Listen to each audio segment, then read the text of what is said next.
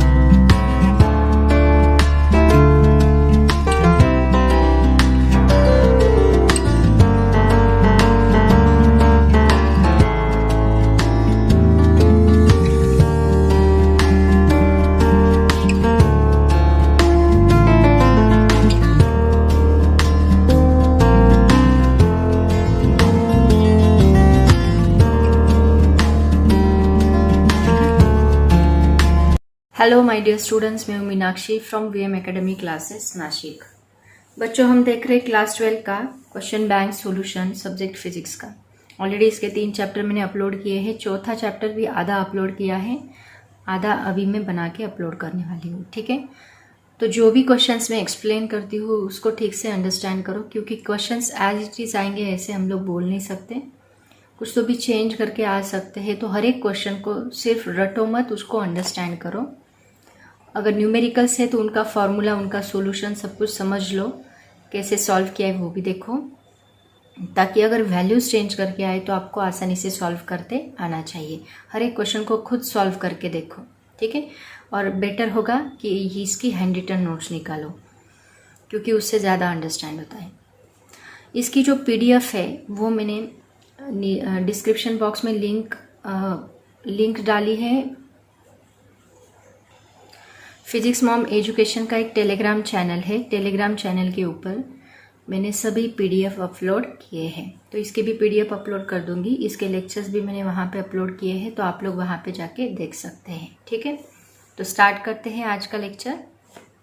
Electromagnetic induction 3 marks के और 4 marks के क्वेश्चंस बाकी है, वो आज हम लोग सॉल्व करने वाले हैं।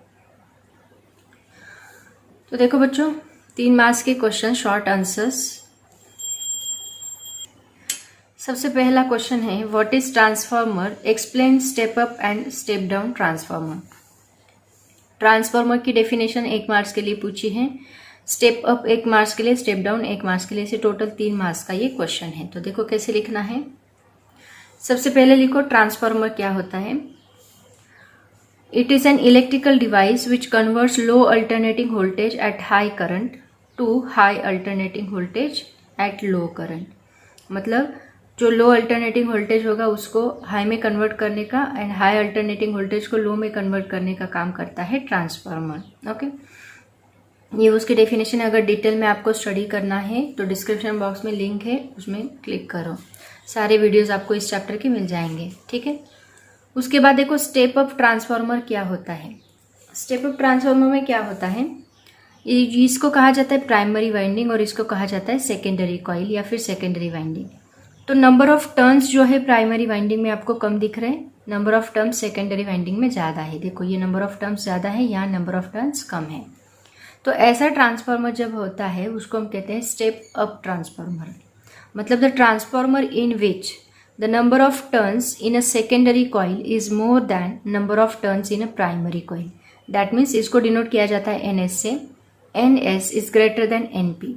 आपके बुक में एक छोटी सी केस दी है, बस उसमें एक्सप्लेन किया है, बट अगर इसको एक्सप्लेन करना है तो आप ऐसे करो।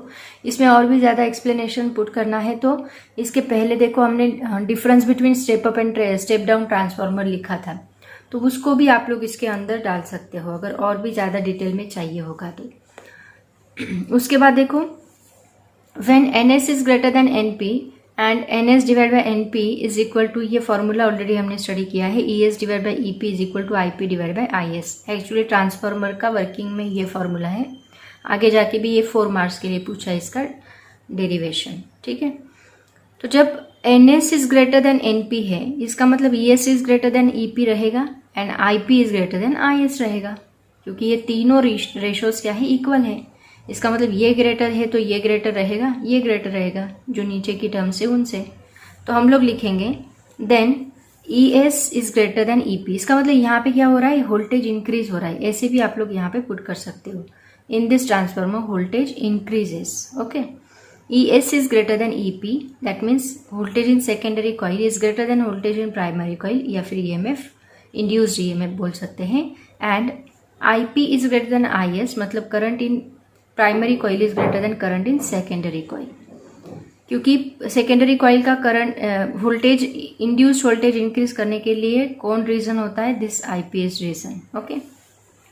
Current in the primary coil is more than that in the secondary coil, ऐसे हम लोग इसको एक्सप्लेन कर सकते हैं। डायग्राम निकालो, उसकी डेफिनेशन लिखो, ये एक्सप्लेनेशन लिखो, और उसके साथ साथ आप चाहे तो ये भी लिख सकते हो voltage increases in the step up transformer. इसके पहले के जो पॉइंट्स मैंने डिस्टिंग्विश में लिखे हैं वो भी पॉइंट्स आप यहाँ पे नोट डाउन कर सकते हो, कोई प्रॉब्लम नहीं। देन स्टेप डाउन ट्रांसफार्मर मतलब इसके उल्टा, प्राइमरी कॉइल का जो टर्न्स है वो ज़्यादा है, सेकेंडरी कॉइल के टर्म्स कम है।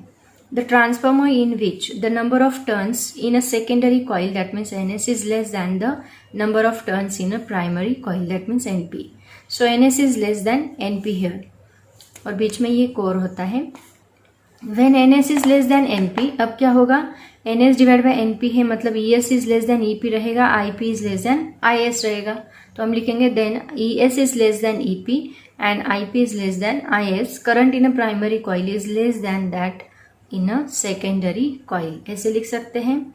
इसके बाद आप वोल्टेज इंक्रीज होता है, वोल्टेज यहाँ पे डिक्रीज होता है, ये भी लिख सकते हो। उसके 3-4 पॉइंट्स आप यहाँ पे ऐड कर सकते हो, ठीक है। ऐसे हम एक्सप्लेन करेंगे step up and step down transformer को। नेक्स्ट क्वेश्चन देखो क्या है, determine the motional EMF induced in a straight conductor moving in a magnetic field with constant velocity on the basis of Lorentz force. Actually ये जो है, ये question 2 method से solve किया जाता है। देखते हैं कैसे करना है। मोशनल EMF निकालना है हमें इन अ स्ट्रेट कंडक्टर। तो देखो यहाँ पे ये स्ट्रेट कंडक्टर लिया है, एक्चुअली ये एक लूप लिया है हमने PQRS। तो इस PQRS लूप में ये जो QR रॉड है ये मूवेबल है, इसको हम ऐसे मूव कर सकते हैं, ठीक है। तो इसको V वेलोसिटी से हमने इस डायरेक्शन में मूव किया है। तो जब हम इसको मोशन देंगे तो मोशन की वजह से वेलोसिटी देंगे, वेलोसिटी की वजह से वहाँ पे EMF इंड्यूस होगा। क्यों EMF इंड्यूस होगा, क्योंकि यहाँ पे जो एरिया है वो चेंज हो रहा है। इसको मैंने डिटेल में एक्सप्लेन किया है, आप लोग देख सकते हैं डिस्क्रिप्शन बॉक्स में लिंक पे। मोशनल EMF नाम का एक वीडियो है, उसमें क्लिक करो, उसमें आपको समझ में आएगा। मैंने पूरे इलेक्ट्रोमैग्नेटिक इंडक्शन के चैप्टर्स की लिंक प्लेलिस्ट वहाँ पे पुट की है, तो आप लोग वहाँ पे जाके देखो, सभी टॉपिक्स मैंने डिटेल में एक्सप्लेन किए हैं। तो यहाँ QR जो है ये, इसको हमने मोशन दी है, मोशन देने की वजह से इसका एरिया जो है वो चेंज हो रहा है, और एरिया चेंज होने की वजह से फ्लक्स चेंज हो रहा है, फ्लक्स चेंज होने की वजह से EMF जो इंड्यूस्ड हो रहा है वो भी चेंज हो रहा है, ओके। और उसकी वजह से EMF इंड्यूस्ड हो रहा है, ऐसे हम बोल सकते हैं। तो वो EMF कितना होगा, मोशनल EMF, वो हमें निकालना है, उसी को मोशनल EMF कहा जाता है। अब इन्होंने बाय यूजिंग लॉरेंस फोर्स का है, बट मैंने दोनों मेथड को यहाँ पे लिखा है, आप कौन सी भी मेथड अप्लाई कर सकते हो। नहीं, लॉरेंस फोर्स बोला है तो लॉरेंस फोर्स से ही लिखो, दैट इज इम्पॉर्टेंट बिकॉज। तो देखते हैं कैसे सॉल्व करना है। सबसे पहले तो डायग्राम निकालनी है आपको बहुत अच्छे से, उसके बाद जहाँ जहाँ मैंने डायग्राम निकाली है वहाँ डायग्राम आपको निकालनी ही है, उसको मार्क्स होते हैं। उसके बाद उस डायग्राम का एक्सप्लेनेशन लिखोगे जो रिक्वायर्ड है। Consider a rectangular frame on the wires PQRS of area LX. PQRS of wire area L into x. Okay, ये एरिया रहेगा इस वायर का. लेंथ इंटू ब्रेड्थ हम लोग निकालते हैं एरिया वैसे. Situated in a constant magnetic field. ये जो मैग्नेटिक फील्ड है क्रॉस दिया है. क्रॉस मतलब कौन सी मैग्नेटिक फील्ड है? इनवर्ड. डॉट मतलब आउटवर्ड होती है, क्रॉस मतलब इनवर्ड. तो इनवर्ड मैग्नेटिक फील्ड है. सेकेंड पॉइंट रहेगा as the wire QR of length L is move out with velocity V to increase X. आप जैसा इसको इधर लेके जाओगे ये X क्या होगा? इंक्रीज होगा. X इंक्रीज होगा तो एरिया इंक्रीज होगा. एरिया इंक्रीज होगा तो फ्लक्स इंक्रीज होगा. फ्लक्स इंक्रीज होगा तो EMF इंड्यूस्ड होगा.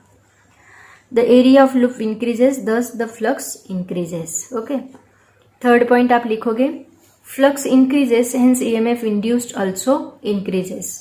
फॉर्मूला क्या है? Fourth, phi is equal to B dot A मतलब magnetic field dot area. So A क्या है यहाँ पे? LX. तो फाई की जगह पे B डॉट LX. ये अलग मेथड है. हाँ, इसकी on the basis of Lorentz force अलग मेथड है, ये मैं आपको बता रही हूँ. Phi is equal to B dot. ये भी बहुत सिंपल मेथड है. A is equal to LX. Phi is equal to ये A की जगह पे हमने LX पुट किया. इंड्यूस EMF क्या रहेगा? E is equal to D phi by D T. Right ना? एक मिनट दिख रहा है, इसका स्क्रीनशॉट निकालते जाओ आप लोग. Induced EMF E is equal to d phi by dt. So E is equal to d by dt BLX. Okay, इसकी जगह पे phi की जगह पे हमने BLX पुट किया. यहाँ B एंड L दोनों भी कांस्टेंट है. देखो लेंथ कभी चेंज होगी क्या रॉड की? नहीं. मैग्नेटिक फील्ड हमने यूनिफॉर्म लिए, वो भी चेंज नहीं हुई. दोनों कांस्टेंट है, बस X वेरिएबल है तो X को हम D के साथ लगाएंगे, मतलब इसको डिफ्रेंशिएट करेंगे. तो E इज इक्वल टू देखो क्या है? BL dx by D T. dx by D T मतलब change in displacement with respect to change in time. ये किसका फॉर्मूला है?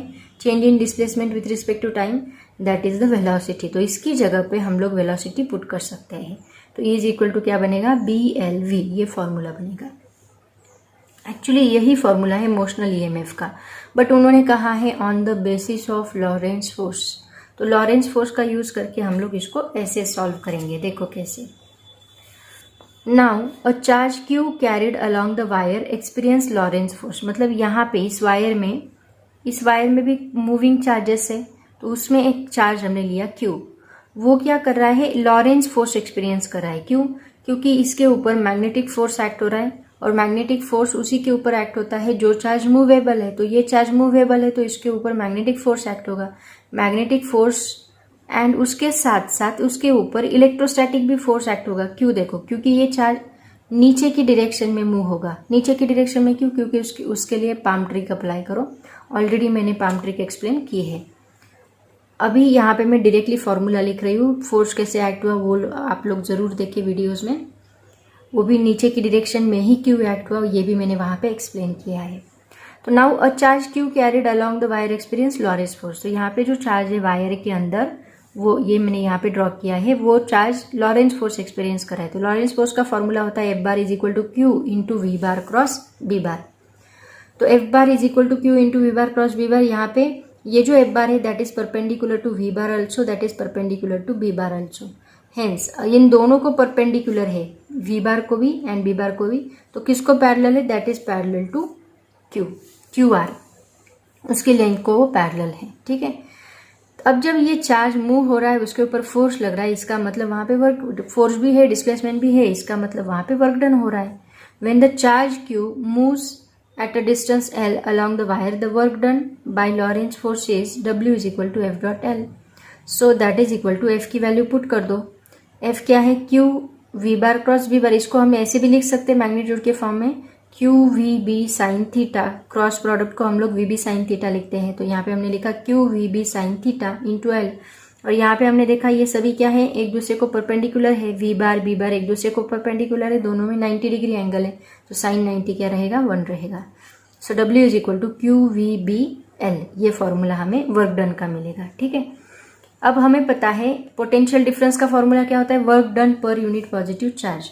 तो यहाँ EMF मतलब nothing but the potential difference की जगह पे हम लोग लेंगे, उसका भी फॉर्मूला सेम रहेगा, work done per unit positive charge. Work done की जगह पे Q V B L put कर दो divide by Q. Q cancel होगा और यहाँ पे हमें मिलेगा BLV. वही फॉर्मूला यहाँ पे रिपीट हुआ और इसी को हम लोग कहते हैं मोशनल ईएमएफ, बट ये हमने derivation by using Lorentz force किया, यही उनको रिक्वायर्ड है।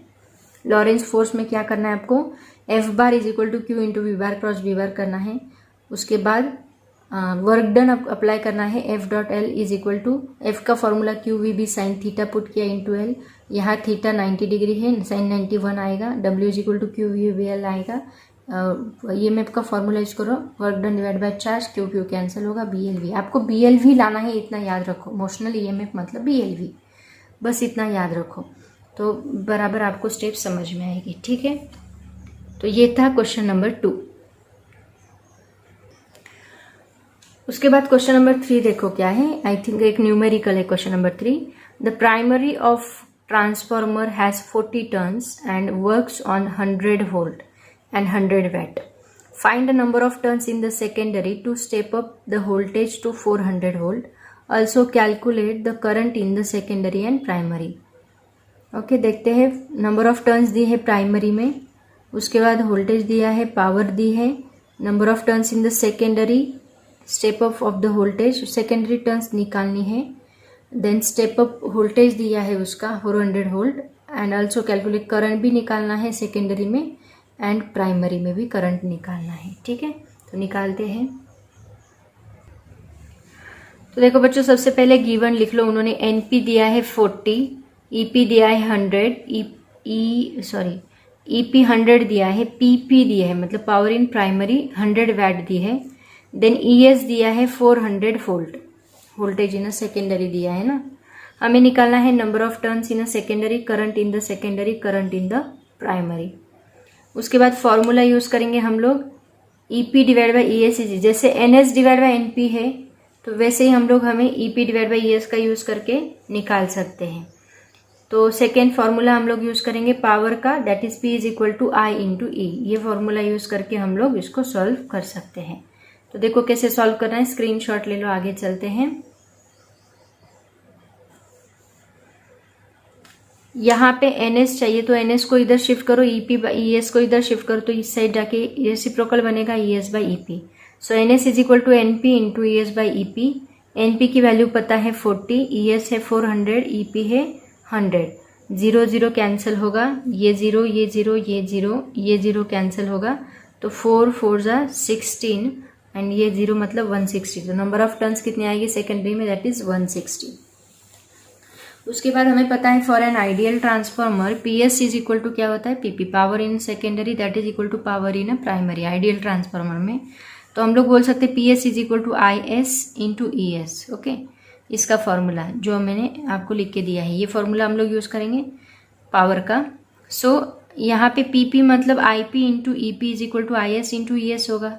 सो आई एस निकालना है मतलब करंट इन द सेकेंडरी निकालना है, तो I S is equal to क्या बनेगा, I P E P as it is रहेगा, ये ई एस इस साइड जाके शिफ्ट होगा, I P E P divide by E S that is equal to, ये आई पी ई पी की जगह पे हम लोग पी पी पुट कर सकते हैं क्योंकि हमें पता है, divide by E S that is equal to, P P कितना दिया है 100, ई एस कितना दिया है 400, तो 1/4 बनेगा क्योंकि 0 0 0 0 कैंसिल, 1/4 की वैल्यू होती है 0.25। ओके, ये हमें मिला आई एस, इसका स्क्रीनशॉट ले लो।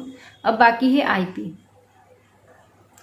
नेक्स्ट आई पी देखो क्या है, that is equal to P P divide by E P. So I P is equal to, P P की वैल्यू है 100 एंड ई पी की वैल्यू है 100, दोनों भी 100 है, दोनों कैंसिल होने के बाद हमें मिलता है 1 एम्पियर। सभी वैल्यूज सभी आंसर्स उन्होंने क्वेश्चन बैंक में दिए हैं, आप लोग चेक कर सकते हैं, सभी आंसर्स करेक्ट है। उसके बाद नेक्स्ट क्वेश्चन देखो क्या है, क्वेश्चन नंबर 4, ये भी एक न्यूमेरिकल ही है। The primary and secondary coil of a transformer each have an inductance of 200 into 10⁻⁶ Henry. ये -6 इधर आ गया, 200 इंटू 10⁻⁶ है, याद रखो। The mutual inductance M between the windings is 4 into 10⁻⁶ henry. What percentage of the flux from one coil reaches the other. Percentage of flux निकालना है, ठीक है। तो देखो बच्चों, सबसे पहले गिवन लिख लो, that is equal to self inductance is equal to 200 into 10⁻⁶ henry. Mutual inductance is equal to 4 into 10⁻⁶ henry. और परसेंटेज ऑफ फ्लक्स निकालना transfer, that is equal to, उसका फॉर्मूला होता है m divide by l into 100, percentage है ना, so m की value put कर दो 4 इंटू 10⁻⁶, l की वैल्यू पुट कर दो 200 इंटू 10⁻⁶ इंटू 100। तो कैलकुलेशन 10⁻⁶, 10⁻⁶ कैंसिल होगा, ये 0 0 0 0 कैंसिल होगा देखो, या फिर इसको आप ये 0 कैंसिल, ये 0 कैंसिल, ठीक है। ऐसे भी कर सकते हो या फिर डायरेक्टली ऐसे भी कर सकते हो, क्योंकि 4 5 हम लोग यहाँ पे कर सकते हैं। तो 1/50, 52 = 100, ईजी कैलकुलेशन है, 2% ऐसे, ठीक है। बहुत ही सिंपल न्यूमेरिकल 3 मार्क्स के लिए पुट किया है उन्होंने। नेक्स्ट क्वेश्चन द डेरिवेशन है 5th वाला।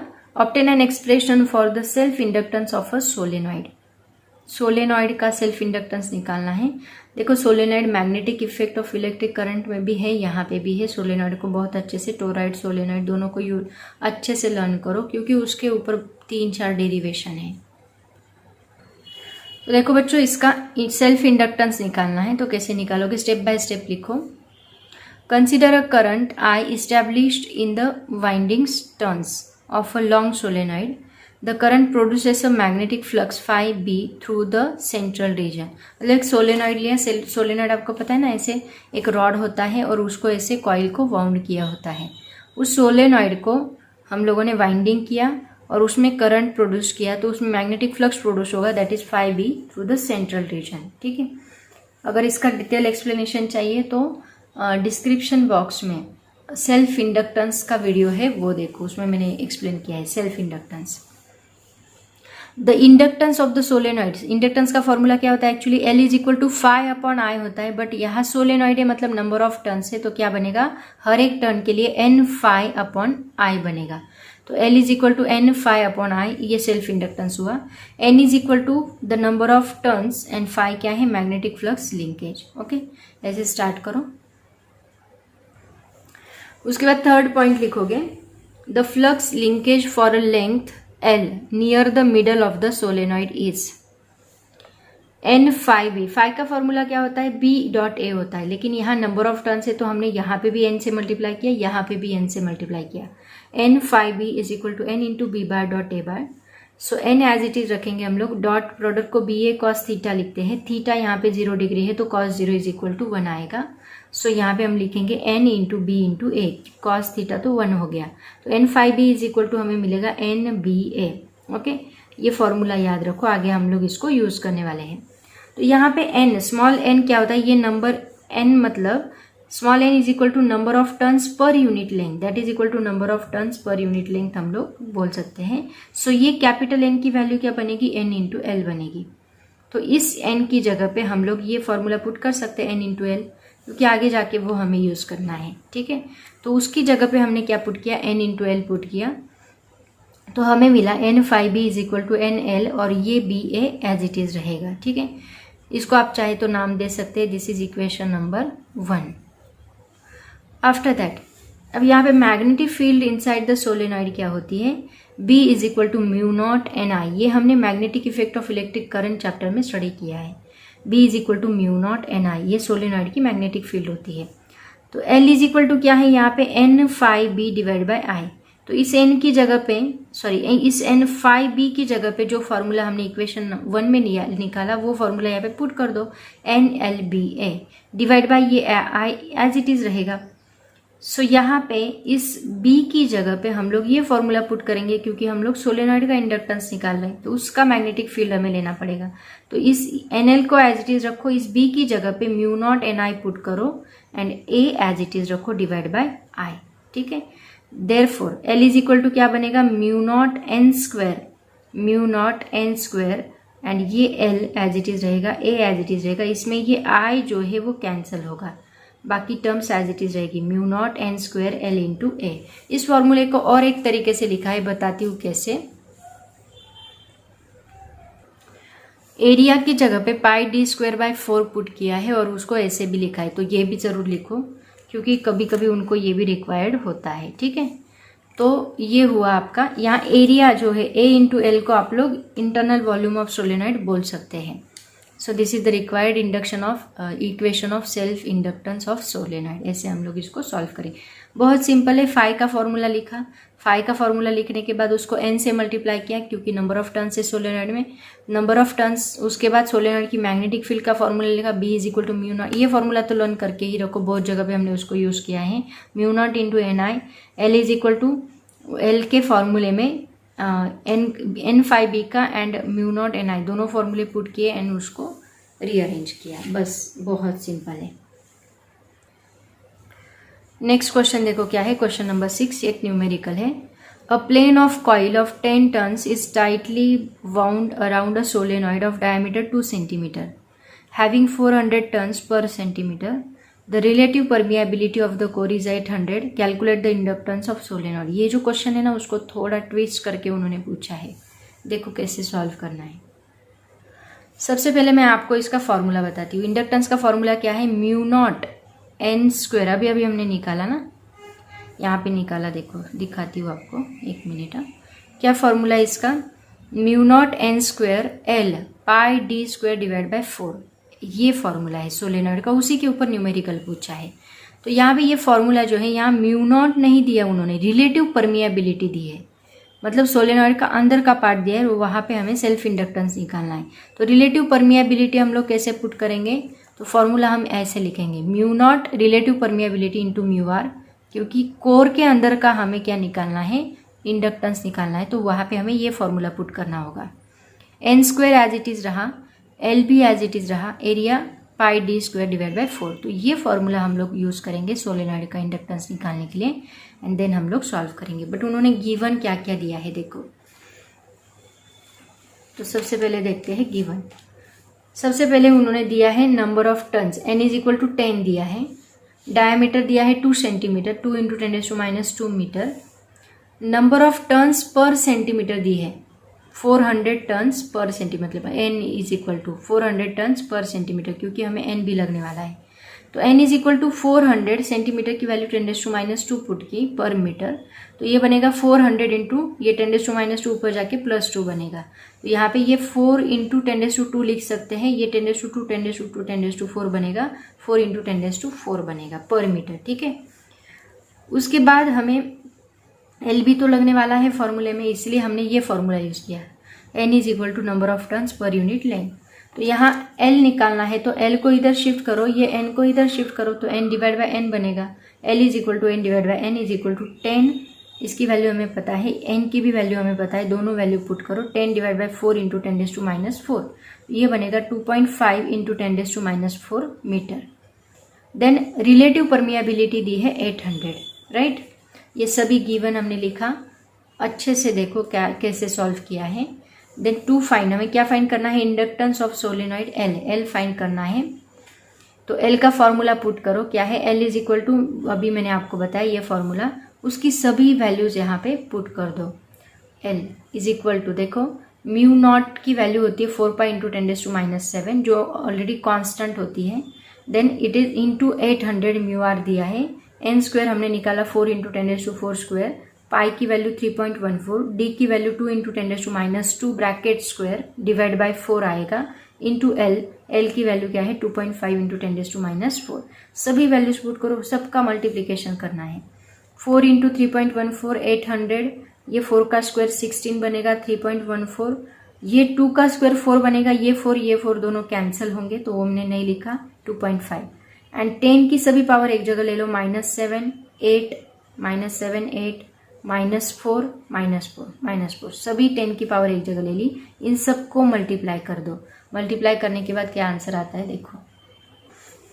मल्टीप्लाई करने के बाद हमें ये आंसर मिलता है 1262028.8 इंटू 10⁻⁻7। ये -7 है, ये अगर हमने अंदर मल्टीप्लाई किया तो ये 7 डिजिट लेफ्ट में जाएगा। 1 2 3 4 5 6 7 डिजिट लेफ्ट में गया, मतलब ये बनेगा 0.1262 हेनरी। यही आंसर दिया है आपके क्वेश्चन बैंक में। ठीक है, तो बच्चों यहाँ पे शॉर्ट आंसर्स जो 3 मार्क्स के क्वेश्चन थे वो सभी मैंने कवर किए हैं। अब हम देखते हैं 4 मार्क्स के क्वेश्चन। 4 मार्क्स के क्वेश्चन में सबसे पहला क्वेश्चन देखो क्या है, find an expression for the power expanded in a pulling a conducting loop out of a magnetic field.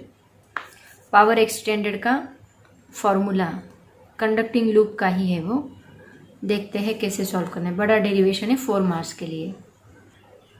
As usual सबसे पहले आप लोग डायग्राम निकालोगे। हमें निकालना है power expanded in pulling a conducting loop out of a magnetic field.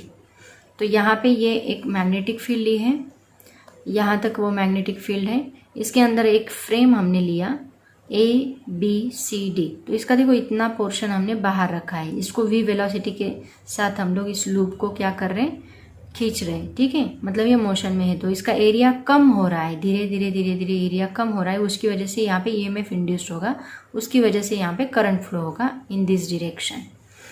तो पहले हम डायग्राम एक्सप्लेन करेंगे। तो देखो, consider a loop ABCD moving with a constant velocity v bar in a constant magnetic field B। अब देखो यहाँ पे इसका ये इतना पोर्शन, इसका इतना पोर्शन, इसका इतना पोर्शन मैग्नेटिक फील्ड में है। इसका मतलब इसके ऊपर फोर्स एक्ट होगा। तो ये फोर्स जो है इस डायरेक्शन में रहेगा। पाम ट्रिक यहाँ पे भी यूज़ की है। फोर्स कौन सी डायरेक्शन में रहेगा, फोर्स की डायरेक्शन निकालने के लिए पाम ट्रिक यूज़ करनी है। वीडियो देखो, वहाँ पे मैंने एक्सप्लेन किया है। तो F1 मतलब ये जो इसको हमने 1 सेगमेंट माना, तो ये F1 इस डायरेक्शन में होगा, ये F2 इस डायरेक्शन में, F3 इस डायरेक्शन में, और इसके ऊपर हम एक्सटर्नल फोर्स लगा रहे हैं इस डायरेक्शन में, राइट, उसको बाहर खींच रहे हैं। तो यहाँ पे ये F2 एंड F3 तो कैंसिल होगा, इसको एक्सप्लेन करना है आगे जाके, क्योंकि ये इक्वल एंड अपोजिट है। बट F1 के ऊपर इस डायरेक्शन में हम लोग फोर्स लगा रहे हैं, राइट ना। तो ये F1 इसको अपोज कर रहा है, उसकी वजह से हमें यहाँ पे फोर्स लगाना पड़ रहा है। वो फोर्स की वैल्यू भी हम लोग देखेंगे कितनी है। तो सबसे पहले देखो डायग्राम को एक्सप्लेन करो। सबसे पहला, consider a loop ABCD moving with a constant velocity v bar in a constant magnetic field B. A current I is induced in the loop in a clockwise direction and the loop segments. It experience forces F1, F2 and F3 जो मैंने already explain किए हैं। To pull the loop of a constant velocity v bar towards right, it is required to apply external force F bar on the loop so as to overcome the magnetic force of equal magnitude but opposite in direction. यहाँ से हम force लगा रहे हैं to overcome this opposite force F1 bar which is equal and opposite in direction. उसको overcome करने के लिए हम लोग फोर्स लगा रहे हैं, ठीक है। ऐसे हम लोग इसको एक्सप्लेन करेंगे। उसके बाद देखो, दिख नहीं रहा होगा आपको, तो ये डायग्राम, वही डायग्राम, वो लूप का डायग्राम हमने यहाँ पे ड्रॉ किया है। तो इसमें करंट ऐसे प्रोड्यूस हो रहा है, EMF भी उसी डायरेक्शन में प्रोड्यूस होगा, और ये वायर का रेजिस्टेंस R मान लो यहाँ पे हमने ड्रॉ किया है। इसका स्क्रीनशॉट निकालो, स्टेप बाय स्टेप ऐसे ही लिखो। अगर PDF चाहिए होगा तो फिजिक्स मॉम एजुकेशन की जो लिंक है टेलीग्राम की, उस पर क्लिक करो। अब देखो बच्चों, हमें यहाँ पे पावर निकालनी है। तो पावर निकालने के लिए पावर का फॉर्मूला तो हमें अप्लाई करना ही पड़ेगा। तो पावर का फॉर्मूला क्या होगा, देखो, उस लूप को आप लोग खींच रहे हैं, मतलब वहां पे फोर्स लगा रहे हैं, तो वो डिस्प्लेस हो रहा है। तो वहां पे वर्क डन हो रहा है, और rate of doing work on the loop, उसको हम क्या बोलते हैं, पावर बोलते हैं। तो P इज इक्वल टू क्या आएगा, work done divide by time. Work का फॉर्मूला फोर्स इंटू डिस्प्लेसमेंट, और divide by time as it is. Displacement and time को मैंने सेपरेट किया, तो हमें मिलेगा फोर्स इंटू वेलोसिटी।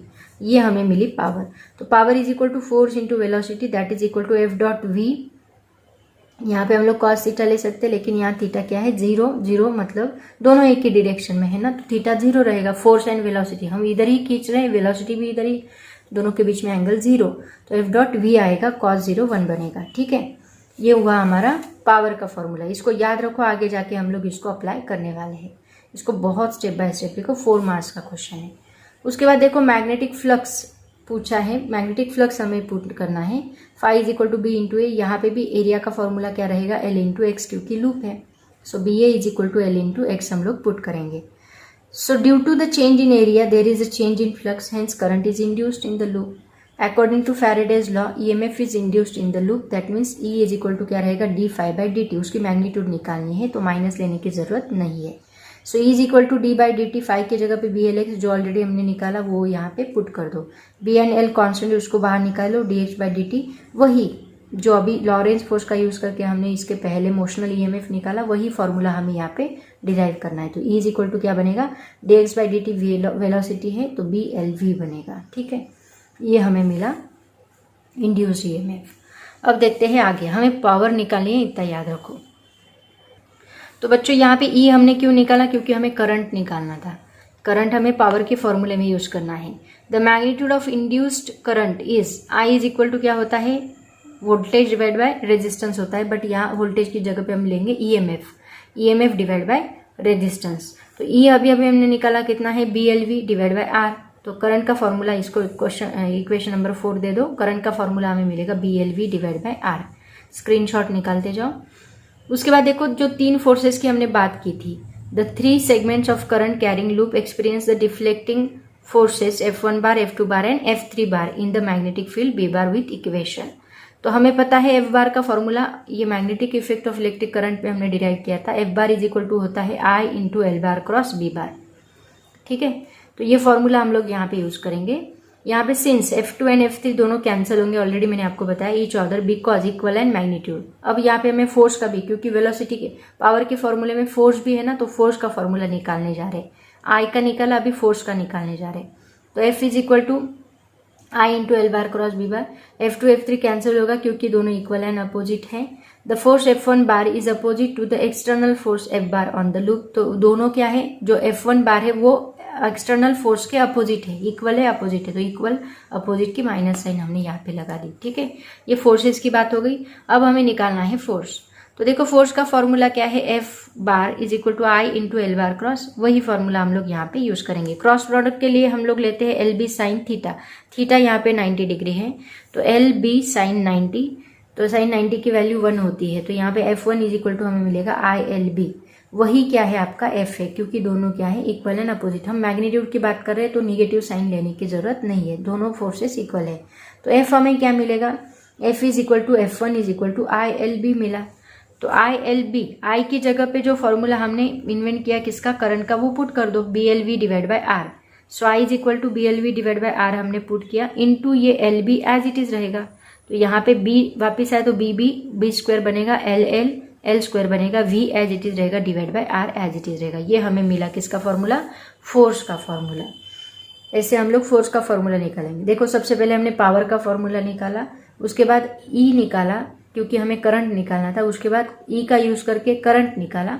अब हमने क्या निकाला, फोर्स का फॉर्मूला। फोर्स का फॉर्मूला यूज करके अभी हम लोग पावर के फॉर्मूले में फोर्स का फॉर्मूला अप्लाई करेंगे एंड देन पावर निकालेंगे। तो देखो बच्चों, पावर का फॉर्मूला सबसे पहले निकाला था हमने, क्या है, power is equal to force into velocity. तो फोर्स का फॉर्मूला अभी जो निकाला वो पुट कर दो, B square L square V divide by R into V। So ये V क्या बनेगा, सभी टर्म्स का स्क्वायर बनेगा, B square L square V square divide by R. तो ये हमें मिली power. Power is equal to B square L square V square divide by R. इसको बोला इक्वेशन नंबर 5। उसके बाद देखो, नेक्स्ट हमें क्या करना है, अभी हमें निकालना है मैकेनिकल पावर। मतलब देखो, the rate of production of heat energy is equal to I square R T, P is equal to E divide by T. अब ये जो है, ये मैकेनिकल वर्क हुआ, मैंने क्या बोला आपको ऑलरेडी बताया। देखो, ये मैकेनिकल वर्क हुआ, मतलब ये कौन सी पावर है, मैकेनिकल पावर। अब हम लोग क्या करेंगे, हीट एनर्जी का यूज करके जो पावर प्रोड्यूस हो रही है वो देखेंगे। और हमें देखना क्या है एक्चुअली, मैकेनिकल पावर मतलब जो हम फोर्स लगा रहे हैं उसको खींच रहे बाहर, तो वो मैकेनिकल पावर हो गई। और उसका कन्वर्जन हीट एनर्जी में होता है, उतनी ही हीट यहाँ पे प्रोड्यूस्ड होती है। मतलब जो पावर हीट के लिए आएगी उसका जो रेट ऑफ प्रोडक्शन रहेगा हीट ऑफ एनर्जी का, ये और ये मैकेनिकल पावर दोनों भी इक्वल दिखाने हैं। ठीक है, उसको डिटेल में मैंने एक्सप्लेन किया है वीडियोस में, अभी मैं ज़्यादा डिटेल में नहीं ले रही हूँ, शॉर्टकट एक्सप्लेन कर रही हूँ। The rate of production of heat energy is equal to I square R T. वही फॉर्मूला यूज करेंगे, नहीं, हीट एनर्जी का फॉर्मूला हमने अकॉर्डिंग टू जूल्स लॉ ये फॉर्मूला डिराइव किया है, I square R T. So P is equal to, यहाँ E divide by T होता है, ई क्या है, हीट एनर्जी, आई स्क्वायर आर टी पुट कर दो, टी टी कैंसिल होगा और यहाँ पे बनेगा I square into R. I square का फॉर्मूला आपको पता है, BLV divide by R, bracket square आएगा क्योंकि इसका स्क्वायर इंटू आर। तो इसमें ये B square L square V square divide by R square बनेगा और इसमें से ये R एंड ये एक R कैंसिल होगा। ठीक है, तो बचता क्या है, B square L square V square divide by R square, sorry R। तो देखो, इक्वेशन 5 एंड 6 ऑब्जर्व करो, उससे हमें क्या पता चलता है, इक्वेशन 5 एंड 6 दोनों भी इक्वल है। तो वो मैकेनिकल पावर है और ये हीट एनर्जी है। तो equation 5 and 6 it can be found that the rate of doing mechanical work is same as the rate of production of heat energy in the circuit. तो इससे हम क्या कंक्लूड कर सकते हैं, इसको एज इट इज लिखो, हाँ बहुत अच्छे से लिखो, 4 मार्क्स आपको आउट ऑफ मिलने ही चाहिए, स्क्रीनशॉट निकालते जाओ। तो हम लोग बोल सकते हैं thus the work done in pulling the loop appears as a heat energy in the loop. उससे हीट जनरेट होती है, जब हम किसी लूप को मैग्नेटिक फील्ड में पुल करते हैं तो उसमें क्या जनरेट होती है, हीट जनरेट होती है। ऐसे उसका कंक्लूजन हमें निकालना है। उसके बाद नेक्स्ट क्वेश्चन देखो क्या है, using Ampere's law obtain an expression for the magnetic induction near a current carrying straight infinitely long wire. देखो बच्चों ये क्वेश्चन जो है ये magnetic effect of electric current का है, बट उन्होंने गलती से यहाँ पे पुट कर दिया वो, और वहाँ पे भी है ये क्वेश्चन, हम लोग वहीं पे सॉल्व करेंगे, ठीक है, एम्पियर्स लॉ का। उसके बाद थर्ड क्वेश्चन देखो क्या है, describe the construction and working of a transformer with a neat level diagram. Transformer का वर्किंग लिखना है। तो बच्चों सबसे पहले ट्रांसफार्मर की डेफिनेशन ऑलरेडी हमने स्टडी की है। Transformer is an electrical device which converts low alternating voltage at high current to high alternating voltage at low current and vice versa. ये कौन से प्रिंसिपल पे चलता है, it is based on the principle of mutual induction. उन्होंने diagram भी निकालने के लिए बोला है। तो ट्रांसफार्मर के 2 कॉइल्स होते हैं, एक प्राइमरी कॉइल सेकेंडरी कॉइल, दोनों के बीच में कोर होता है और उसका सिंबल कुछ इस प्रकार होता है। तो इस प्राइमरी कॉइल को हम लोग इनपुट एसी वोल्टेज देते हैं एंड सेकेंडरी कॉइल को लोड रेजिस्टेंस होता है। दोनों के बीच में एक सॉफ्ट आयन कोर होता है। देखते हैं कंस्ट्रक्शन में सबसे पहला पॉइंट आएगा, it consist of 2 sets of coils primary and secondary as insulated from each other. The coil P is called the input coil and coil S is called as the output coil. The two coils are wound separately on a laminated soft iron core. Okay? उसके बाद working में लिखेंगे, सबसे पहले हम लोग alternating voltage उसको apply करेंगे। तो देखो कैसे लिखना है, when an alternating voltage is applied to the primary coil the current through the coil goes on changing, hence flux also changes. अगर उसमें एसी वोल्टेज हम अप्लाई कर रहे हैं तो प्राइमरी कॉइल का करंट कंटिन्यूसली चेंज होगा, उसके वजह से फ्लक्स भी चेंज होगा, क्योंकि मैग्नेटिक फील्ड प्रोड्यूस हो रही है, मैग्नेटिक फील्ड चेंज होगी तो फ्लक्स भी चेंज होगा। Hence EMF is induced in each coil, उसकी वजह से दोनों कॉइल में ईएमएफ इंड्यूस्ड होगा। The amount of the magnetic flux linked with the coil depends upon the number of turns on the coil. Magnetic flux कितना linked है, that is depends on the number of turns, इसलिए हमें consider करना है phi is equal to, हम लोग magnetic flux लेंगे, magnetic flux के लिए हमेशा हम लोग फाई लेते हैं। देन एनपी जो है नंबर ऑफ टर्न्स है प्राइमरी की, एनएस नंबर ऑफ टर्न्स है सेकेंडरी के लिए, कितनी टर्न्स वहाँ पे कितने राउंड है वायर के, वो हम लोग नंबर ऑफ टर्न्स बोलते हैं, प्राइमरी सेकेंडरी। तो एनपी इंटू फाई, अगर मैंने एनपी को फाई से मल्टीप्लाई किया तो magnetic flux linked with the primary coil आएगा, एंड एनएस इंटू फाई किया तो number of flux magnetic flux linked with the secondary coil आएगा। ठीक है, ये हुआ वर्किंग का एक्सप्लेनेशन। अब देखते हैं दोनों में ईएमएफ इंड्यूस्ड हो रहा है, क्योंकि फ्लक्स लिंक हो रहा है, मतलब इंड्यूस्ड ईएमएफ। तो induced EMF according to Faraday's law हम लिखते हैं, ईपी में कितना होगा, प्राइमरी कॉइल में D phi P by T T निकलेगा, उसी को हम लोग फाई पी की जगह पे नंबर ऑफ टर्न्स है तो एनपी लिखो, एनपी से मल्टीप्लाई करना होगा D phi by D T. ES ये एक कॉइल के लिए है, ये नंबर ऑफ कॉइल्स के लिए, ES is equal to D phi S by D t, तो that is equal to N S into d phi by D T. दोनों को इक्वेशन 1 एंड 2 दो, दोनों कॉइल्स का ईएमएफ हमने निकाला, दोनों को डिवाइड करो। अभी dividing equation 2 by 1 E S upon E P किया तो एन एस दोनों माइनस है, N S D phi by D T, N P D phi by D T, दोनों का फ्लक्स यहाँ पे सेम है तो ये दोनों कैंसिल होंगे, d phi d t cancel होगा, N S upon N P बचेगा। तो N S by N P is equal to हम बोलेंगे E S by E P, इसको कहो इक्वेशन नंबर 3। ये जो इक्वेशन है इसको कहा जाता है इक्वेशन ऑफ ट्रांसफार्मर। ठीक है, number of turns in a secondary to the number of turns in a primary is equal to EMF in secondary divide by EMF in primary. और ये जो रेशो है इसको कहा जाता है टर्न्स रेशो, इसी का दूसरा नाम है transformer ratio of the transformer. ठीक है, उसके बाद देखो ऑलरेडी हमने न्यूमेरिकल में ये कंसेप्ट यूज किया था फॉर एन आइडियल ट्रांसफार्मर, जब हमने करंट इन अ सेकेंडरी निकाला था एक न्यूमेरिकल में। तो for an ideal transformer input power is equal to क्या होती है, आउटपुट पावर। इनपुट पावर का फॉर्मूला होता है EP into I P, that is equal to E S into I S. तो ई एस डिवाइड बाय, अगर मुझे ये E S divide by ratio चाहिए, E S as it is रखो, EP को इधर शिफ्ट करो तो ये इसको डिवाइड होगा, और आई एस को इधर शिफ्ट किया तो ये इसको डिवाइड होगा, मतलब I P divide by I S is equal to E S divide by E P बनेगा। तो ये फॉर्मूला हमने वहाँ पे डिराइव किया। इसका मतलब हम क्या बोल सकते हैं, अगर ES divide by EP is equal to NS divide by NP भी है तो इसका मतलब हम बोल सकते हैं इक्वेशन 3 और 4 का यूज करके ES divide by EP is equal to NS divide by NP is equal to IP divide by IS। ये बहुत ही इंपॉर्टेंट इक्वेशन है, इसके ऊपर बहुत बार न्यूमेरिकल पूछे जाते हैं। उसके बाद देखो केस 1 हम लोग क्या देखेंगे, जो हमने स्टेप अप ट्रांसफॉर्मर लिया था। केस 1, अगर number of winding, number of turns in a secondary greater है number of turns in a primary से, तो NS is greater than NP, that mean step up transformer है। तो इसका मतलब क्या, इस फॉर्मूले का यूज करके ES is greater than EP है, IP is greater then IS है। ऑलरेडी ये बहुत बार इक्वेशन हमने देखा। Current in the primary coil is more than that of the secondary coil. Okay, similarly case 2 में क्या लिखोगे, सबका स्क्रीनशॉट निकालो।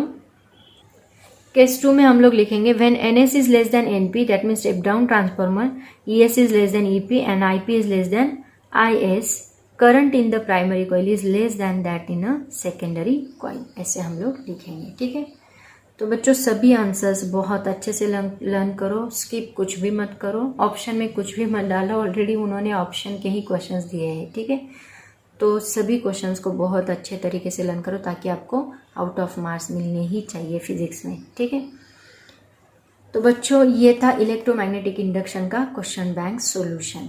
अब आगे हम लोग देखेंगे AC सर्किट का क्वेश्चन बैंक सॉल्यूशन बनाने वाली हूँ मैं अभी। 1 बाय 1 सभी चैप्टर्स का क्वेश्चन बैंक सॉल्यूशन मैं अपलोड करूँगी। जितना टाइम मिलेगा जितने जल्दी हो सके उतने जल्दी मैं अपलोड करने की कोशिश करूँगी।